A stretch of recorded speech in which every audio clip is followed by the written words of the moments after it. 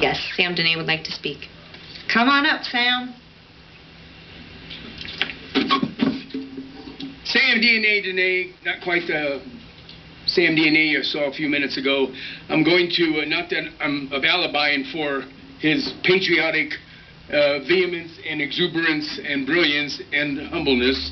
At any rate, what we have here is a consent agenda. We're going to vote on several things all at once, generally speaking, unless somebody wants to pull them off. And I'm not for or against anything on here, mostly housekeeping things, although some important things true to the people getting these contracts. I guess they'd be happy with it. But I'm here to speak about the business licenses. And as most of the community knows by now, since 7/1/17, Potter's Legal is a trademarked name, title, and I was the driving force that did bring this type of a license to Reno, medical marijuana, and eventually recreational marijuana to Reno. And now it looks like it drove Reno all the way to number 6 in the nation, according to that one magazine, thanks to medical marijuana and maybe a few other nice things about Reno. But I wonder if those people who found us to be number 6 in the nation, behind Las Vegas, by the way, I wonder if they really came here and took a... They certainly didn't come and talk to me about Reno. I wonder if they even talked to Mayor Hillary up there. At any rate, what we have is there is a situation I have to disclose.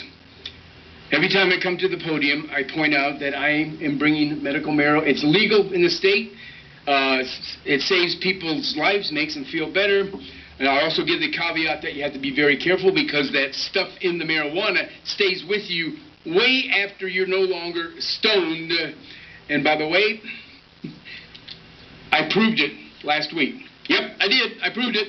Unlike Bill Clinton, I proved it. Somebody said, if you're going to talk about this and claim credit, blame for it, then you better know what you're talking about.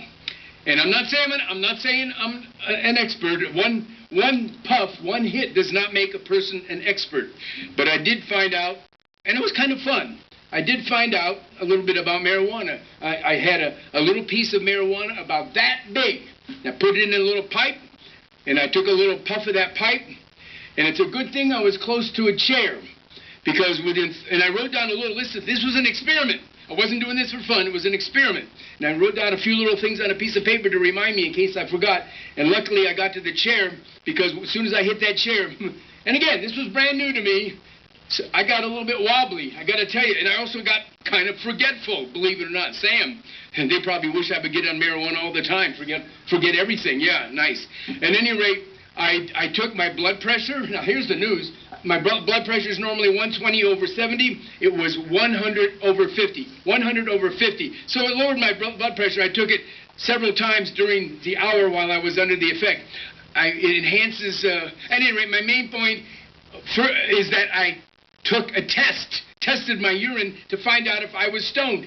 But not until 12 hours later, the next morning, I took that test, and I failed it blatantly. I failed it. It took me 3 days, and I was out jogging and doing push-ups. It took me 3 days until I could pass one of those marijuana tests. So, that was my main point. So I proved that those tests that they give you are designed for failure. All right. Thanks, Sam. Madam Mayor, I have no further comment on the consent agenda.